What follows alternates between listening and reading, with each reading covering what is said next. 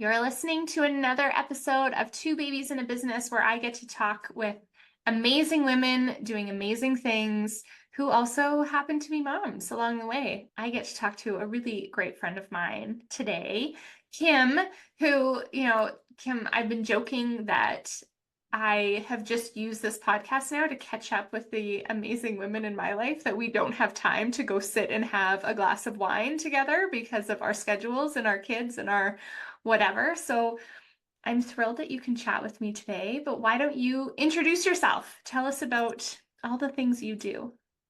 Thank you so much for having me. And yeah, it's always great to catch up with you. It would be nice if it was over a glass of wine. So, my name is Kimberly Williams, or Dr. Williams. I am a neuropsychiatrist in Calgary that works at most hospitals, actually. And I do work in both mental health, but also through the neurology department with areas like movement disorders, epilepsy, MS, or assessments for dementia.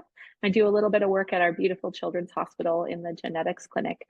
And then the other part of my job is education. So I do a lot of teaching of medical students and residents. I do a bit of research in various areas, such as neuropsychiatry, looking at weird neuroinflammatory disorders, the mental health effects of Parkinson's disease, or some emerging what we call pedagogy. So just our understanding of things, of how changes in climate are affecting mental health.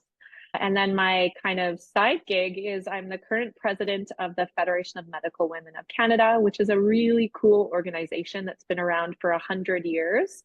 And it's done some interesting stuff like opening the first birth control clinic in Canada. One of our first founding members was delivering babies by kerosene lamp, which I can't even imagine. And really, our goal is to promote women's and girls' health in Canada, but also to ensure gender equity for women in medicine.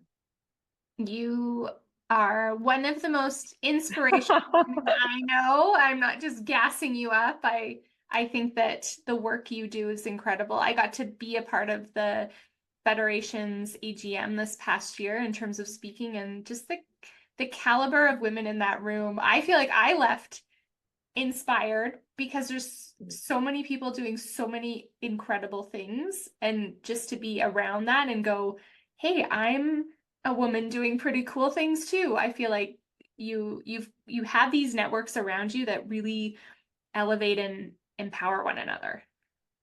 Yeah, I honestly, anything I do is in a team. So I feel really grateful to get to work with people who push me to see my own blind spots, push me to, make things better. And the best part is when I see projects that I've been involved in kind of taken over. We have a project in Tanzania that does mental health work, and the resident doctors who've taken it over have just brought this new energy and ideas. So I agree. I feel lucky that a lot of what I do is in these cool teams, many of which are teams of women. And then I guess, like you, I'm a lucky mom of three little ladies.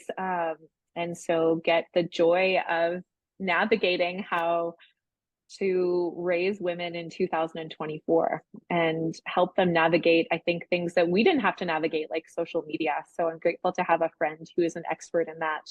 As they get a bit older, I can get some advice. Totally. Yeah, we'll be navigating that together for sure.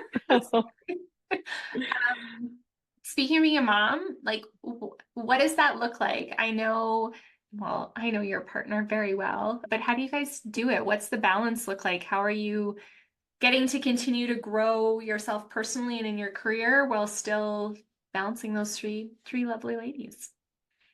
It's hard, I guess, would say. And I think I had a friend once tell me after I had my first, I felt a lot of guilt for not being at everything. And she kind of reminded me that as moms, I think we feel guilty just about different things at different stages of child development. And so I think it is really them. They've become this guide for me where I have a plate and my plate is full. And so if I'm going to bring something onto my plate, I have to take something else off. So they've helped me to learn how to say no to things that I'm not passionate about. Because when I say yes to something, it means less time with them. And I love spending time with them. And so it's just being more cognizant of where I spend my time. And then secondly, I have an amazing partner. He does a lot of heavy lifting. I have a 6-month-old and I'm just headed back to work. full-time in June, and he is taking paternity leave. So I've been grateful that he's been able to take on a lot of the parenting roles with our kids as well. And so I think it really is a partnership for us. And there are things that I think we think of traditionally as women's roles, and we make sure that we kind of share those. That being said, if you asked him, I have not mowed the lawn in our house in the last 2 years, so I could start doing some other roles. And I work at kind of also modeling for my daughters that I can do some of those traditionally male roles in our household. But I think I'm working at that still. But definitely the balance is us being a team and me recognizing that I need to say no more often. And if I'm saying yes, it really needs to be something I'm passionate about. Yeah. Yeah, I think it's hard. It's hard saying no, especially when, you know, you are surrounded by, like I said, networks of women doing great things. You want to stay involved. I feel the same way. I feel like I don't even understand how I manage this, but all of a sudden I'm on another committee. And I like backed up for a minute. I was like, wait, how did I even get here? And I think it's just that, I feel like both you and I get excited about things. Yeah. Yeah. How do you find that balance? I don't know. I think to your point about, here's the plate. I like that analogy. For me, it's just that I really try to almost over communicate with the boys, right? Okay, this is my time with you. I'm gonna go over and do this. So even with I've kind of mentioned this before on this podcast around the fact that I'll like if the kids are at soccer, I mean it's harder now that we're moving into kind of summer soccer, but if I have work to do and I've got to bring my laptop with them, it's like, hey, I'm there. I'm on the sidelines. I'm looking when I can, but I really got to get this done. So afterwards, we'll have time together and we can play.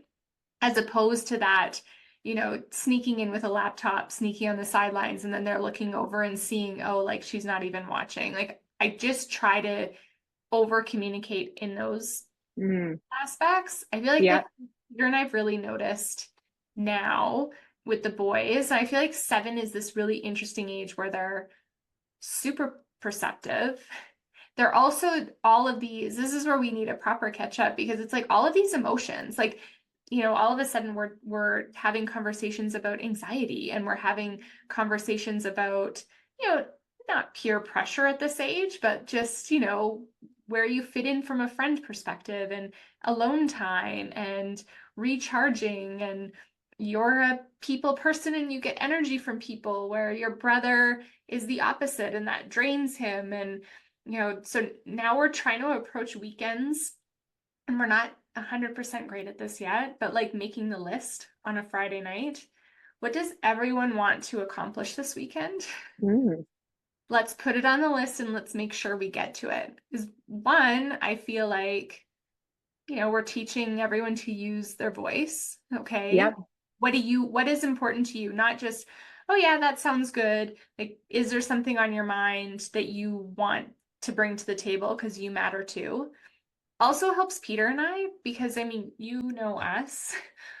We get an idea in our head and we run 100 miles an hour towards it. So, I think there's been some weekends where we've woken up and it's like, all right, we're cleaning the whole backyard this weekend. And then, at 11 o'clock on Sunday, we have 2 kids that are miserable because we never checked in and consulted the other 2 members of the Right. family to go, is this filling your cup too? Like, yeah, it's filling mom and dad's because we're checking something off our list and we're not in front of a screen and we're doing what we need to do. But, oh, I didn't know you wanted to organize your hockey cards this weekend. And what's interesting is like, you'd think with kids, the only things that would go on a list are like, I want to get ice cream or I want to Right. play at the playground. But like there are interesting things like, oh, I've been like looking at my hockey cards all week and I want to organize them, or I want to go on a family bike ride, or I want to make sure that we go to this, or even there was one weekend where it was like, I really want to get a new pair of pants. So like the discussion around, well, why do you need a new pair of pants? And let's talk about it. And so again, it's that balance. And so if there is this work deliverable or a board meeting or whatever that needs to go on that list, now all of a sudden there's that negotiation. Okay, dad's got a board meeting here, so that's mom and kids time. What does that look like? Okay, that looks like this, or okay, we want some relaxation, some TV time, or a family movie, or so yeah. I mean, it's not perfect, but I just feel like I don't know if it's our generation as parents, but and my parent, you know, my parents, I love them. They did a fabulous job, but I almost feel like I look back and I wish that I would have been asked more or communicated with. I don't know. I feel like this is probably more your area of expertise. No, I actually really like that because I do think that we do try and communicate. Like, you guys need to play for 15 minutes while me and dad do the dishes, and then you get me and dad time. Then we like all get to hang out before you guys go to bed. But I like the idea of like coming up with the weekend list because you're right. Our list is usually around getting stuff done around the house, and theirs is usually let's go to the science center. And so giving them some autonomy over that, I think is really important, and some input into the family. I really like that idea. I'm actually going to steal it and make a Friday night list. I think it would work because I mean my kids are a little bit littler, but definitely my oldest. Yeah. And my middle one usually kind of follows what she wants. So at least at this point, it'll be an easy negotiation. Well, and it's, the whole principle of filling up cups, right? When they're okay, so you prioritize, they've put Science Center on the list and you go do that at 9 o'clock on Saturday morning. Their cup is full. So like the errands that you put on the list feel a little bit less gross to a kid. Yeah, totally. And I think we also try and make those errands fun. Yeah. Like if we go to the grocery store, they have kid carts, so they get to use the kid cart. So some of those things that we have to do figuring out, I think that they are my biggest teachers on patience, right? Like if they love to help cook. And so how do I have to be a creative to get them involved and be patient to ensure that I am making sure we have enough time. Something that would be quick for me takes a bit longer, but it also gets them involved in making food and all these things that can be good for them. Yeah. No, we love that too. There is one lesson in patience. So every so often, and I feel like I've done this like once a quarter because it is patience training for me. But when we go grocery shopping, I'll give them like a list of 3 things that they have to get. And it's always something like a healthy snack for lunch this week. That's something different than mom wouldn't buy. We've done like, get something for the dog. We did last time something to read. The last time we did this, Peter was away at a conference. And so I said, let's get something for dad. And then I'll do like a little budget beside each of them. So you can spend like up to $5 on this. You can spend, and they love it because now all of a sudden they're like actively involved in shopping. But it's patience because it's like you're doing 4 laps around a store because it's like, oh man, I get one treat that mom wouldn't typically buy. So I got to go down and up every aisle to make sure I have maximized on this thing. Yes. Yeah. No, I also like that idea. But yeah, ours is more navigating at their age, not bumping the cart into everyone. Yeah. And they like to have even number of items in the cart. So like if Solveig gets an item in her cart, then Alira must get an item in her cart. And I have let them pick which apples we get, and we get home and there's like, I'll be through checkout and there's like 10 different types of apples and half of them are bruised. But we also talk about, perfect apples, they taste the same, might not look as nice. So we're learning from those things too. So it's kind of being open to all of that exciting stuff. It's true. Okay, what advice would you give a new mom coming onto the scene or a mom that's kind of working to balance, whether it's your industry or just in general? What would you tell them? I mean, I think for me, this new concept is self-compassion. It comes from a psychologist, Dr. Kristen Neff. And self-compassion is different than self-esteem. And so self-esteem is really about comparison. I want to be as good of a soccer player as that person, or I want to be as smart as that person, or I want to look as fashionable as my colleague. And that creates less resiliency, which is funny because for me, it was always I want to build these kids that have confidence to say no and create boundaries.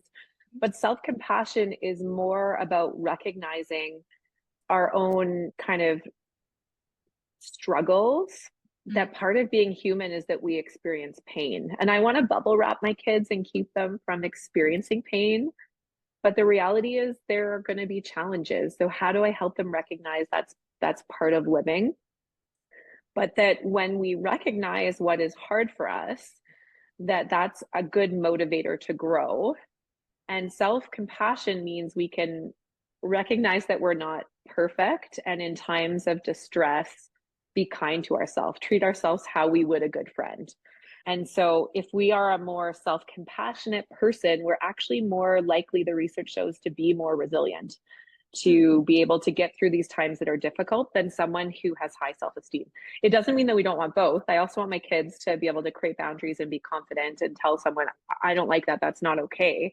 But if they can reflect on the things that they're working on in a kind way, they're more likely to also be motivated to make changes, and also to be able to weather some of the difficulties in life. So that is one thing I'm working on for myself, is how to be more self-compassionate. There's like objective scales, and it can look at like where are you around self-compassion, but there's just simple ways to build it into your life, that it's trying to figure that out with my 6-year-old, but also with me. So when I can hear that critical voice to myself, it's reminding myself, what would I say to a good friend if they were in this situation? Because most of us would be much more empathetic to someone else. It's the same. My 6-year-old loves art, but when it doesn't come out exactly how she likes it, sometimes she'll want to rip it up or be angry. And so it's bringing that same frame for her. If your friend made this art, what would you say about it? Oh, I'd tell her it was beautiful. And her little sister is much more abstract in her art. And she's even said that. Oh, wow, she makes abstract art. It's so beautiful. And she's not that way to herself. So it's kind of building some of that language in that moment with her, and validating that she's feeling pain, and it sucks. Mommy feels crappy sometimes too. And so I think that's the concept that I've been working on and found really interesting. And so I would say, when you're a mom, there's like this meme where Justin Bieber and Hailey Bieber are out, and it's like it's me and my baby, and Hailey Bieber looks like beautiful and gorgeous, and Justin Bieber's in the background in like a hoodie, doesn't look like he's showered. And I think that's us, right? Like being kind to ourselves when we feel like we're in that hoodie and we haven't showered. It's okay.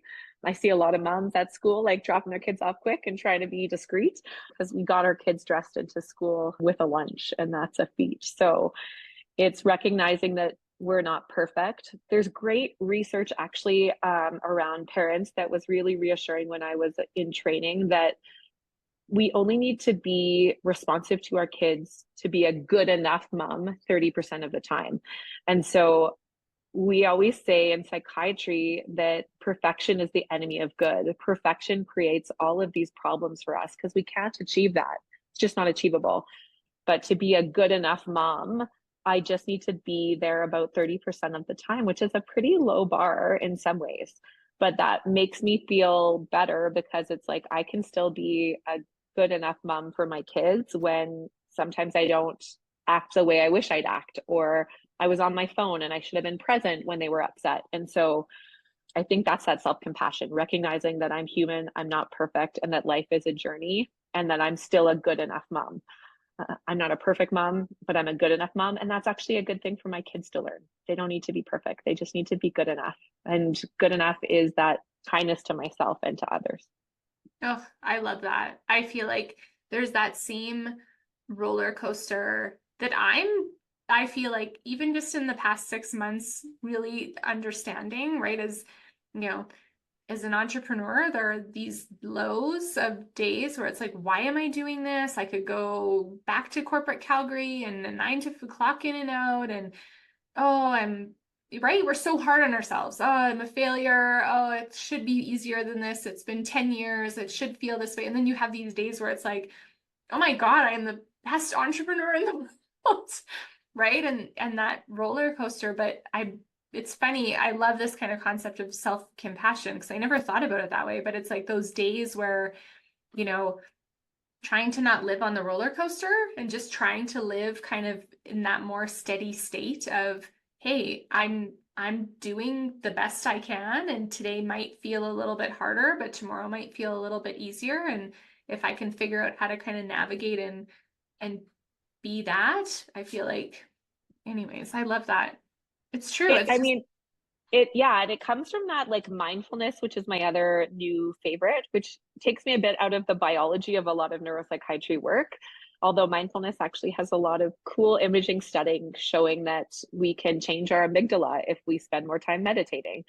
well, But it really, mindfulness really is about being in the present moment non-judgmentally. And I think that is like radically accepting, which comes from a different psychological frame. But with kids, it's like radically accepting I'm in this moment where I'm accepting that my dishes aren't done and my floor is not as clean as I want it to be, and I'm not judging myself for it, and I'm just having a good time with this little human, and that's actually what they need. And this part of me that's my house isn't as clean as I want it to be, that's coming from somewhere else, and is that the most important thing right now? And being able to like let that go and just be in the moment is really powerful.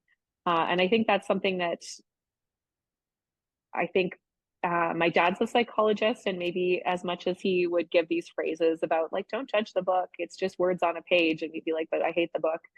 You know, frustrating part of his psychological frames for us as a kid. I do think that what he did a lot when we were kids was he was in that moment with us.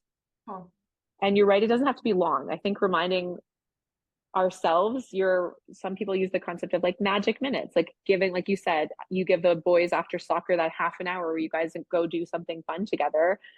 That is enough time. I think we don't have enough time, but it doesn't always have to be a lot of time, but it's intentional time. totally. It's so true. All right. Okay, my last question for you. I feel like Okay. we have all of these really interesting examples of women working and balancing in, in pop culture now and in the media. We have, you know, the Barbie movie, we have, empowerment of women through things like the Eras Tour and females kind of, magnifying themselves like no other time. Are we getting it right? Like, do you think that, is it a really cool time to be a woman, or is it still maybe a little bit more perceived a little bit more sparkly than maybe it is? Yeah, I think it is a wonderful time to be a woman, but I think that we have to be thoughtful about letting our guard down. I was just at the United Nations Women's event in New York City last month. And so 11,000 women come from around the world. I mean, the focus this year was more on finances and a little bit less on health, which is like my advocacy spot.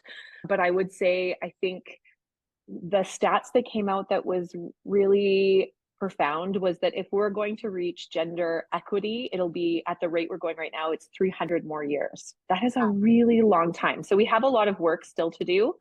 We are seeing, I think, with like the Me Too movement, with Taylor Swift, just saying, too bad for you, motion picture companies, I'm going to put out my own movie. And do it my way. I think there's cool stuff happening. I think Barbie named the patriarchy that exists, but that doesn't mean there hasn't been pushback. I mean, from the view of a physician, body autonomy is key to us as human beings. And body autonomy is not the case in some of the United States of America, which is close to us. Politics, in my opinion, shouldn't be in a clinic consultation room with a physician. It shouldn't be a part of that. That should be, a patient making the decision based on the guidance of a physician and the patient deciding what's best for them. And I think body autonomy is being politicized. And so I think we're usually not taking away men's abilities over body autonomy, we're taking women. So I think we need to make sure that we're having that conversation. And as women, we're saying, regardless of what your choice is, everyone can have their own opinions. But as an individual, I should have a right over my own body autonomy because that allows me to have optimum health. And I want the guidance of science to help me with that. And so for me, I think I'm worried that we're going to have to keep working on that. I think, there's countries that are, Iceland's been that are kind of reminding politics about that. Iceland's been having a big kind of protest every 10 years, sometimes more frequently. They did one just past fall. Most of the women in Reykjavik, yeah, which is like over half the population, showed up that day. So I think they're saying there's still room to grow. If you look at markers, they actually have one of the highest equity in the world when it comes to how women are treated. That being said, those numbers are based on the fact that they have a female prime ministers and presidents, and they would argue that that doesn't get down to all the specifics. I have Icelandic heritage, so it's a country I care about. But so I think we still have a lot of work to do, and I think we need to work with allies. So men, people who are non-binary, anyone who wants to be our ally. I think we also need to accept them into the circle. My husband had more barriers to take pat leave than I did because it's less socially accepted. So I think when men are changing some of those norms, we also need to recognize that it is a bigger challenge for them than us, and to support them in that. And when men will be allies, or people who are non-binary or whatever gender they identify as, I think we need to bring them into that circle. And then as women, we need to be kind to each other. We need to celebrate women's successes and realize that we can all be on that journey. We can all succeed with our own goals. So I'd say there's still a lot of work to do, and we need to work together and bring in those allies. Amazing. Well, Kim, thank you. Thanks for joining me. Yeah. All your words of wisdom, and thank you for being one of those women that truly champions other women. I always feel so supported by you and everything I'm doing. So thank you. Right back at you. Nice. And we need to have that glass of wine very soon. Very ASAP. Okay. Thank you so much. No problem. Thanks for joining me, Christina Pilarski, for another fantastic episode of Two Babies in a Business. I hope that you'll follow along with me on my journey as a mom on Instagram, Two Babies in a Business. And I hope that you'll sign up for our newsletter. You can find the link in the show notes or on my Instagram.